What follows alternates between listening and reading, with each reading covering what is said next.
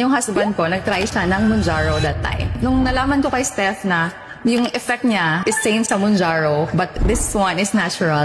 And then nakikita ko yung husband ko na pumapayat din dahil dun sa injection. Pero ang daming side effects. Sakit ng ulo, nagsusuka siya. Nakita ko lang din yung post mo na gumagamit ka na nito. May before and after ka na. And timing din na time na yun. Since may baby ako, so nag-gain din ako ng weight. Tinry ko magpapayat. Tapos ang hirap kong pumayat since nagka-baby ako. Other side of story lang din, yung husband ko, nag-try siya ng Mounjaro that time. Nung nalaman ko kay Steph na yung effect niya is same sa Mounjaro, but this one is natural.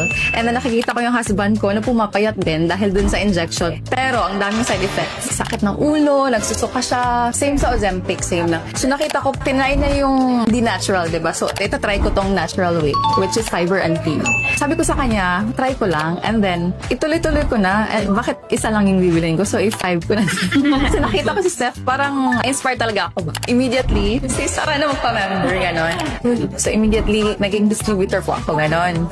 So tinry ko yung product, 2 weeks pa lang. Siguro 3 kilos. 3 kilos na nabawas ko. As a mom, iba yung takbo na ng katawan natin. So kailangan din talagang kumain. So kumakain din ako halos every day, every meal, lunch and dinner. Pero pumapayat. 2 weeks pa lang, nagpo-post ako. Parang sinishake ko lang siya. Hindi ako nagpo-promote. Isa akong ka-workmate na nagtanong, Pip, ano yung sinishake mo dyan? Share mo naman. Kahit magkano pa yan? Kasi mom din siya. Gusto niya ding mag-lose ng weight kasi for the baby din. Kasi working mom din siya at the same time. Sabi ko pala sa kanya, 1 week, bigyan mo akong 1 week. Pag malaki na nakita ko na improvements, share ko sa'yo. Kasi ayoko mag-share nung walang result ba na nanggaling sa akin. Alam ko naman maraming testimonies.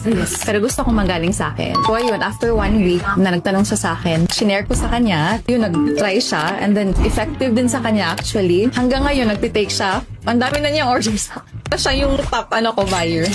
So ayun, nakakatuwa lang kasi napapansin din ng mga ka-workmates ko, mga kaibigan ko din sa my day ko. Nakikita talaga nila yung result, yung difference.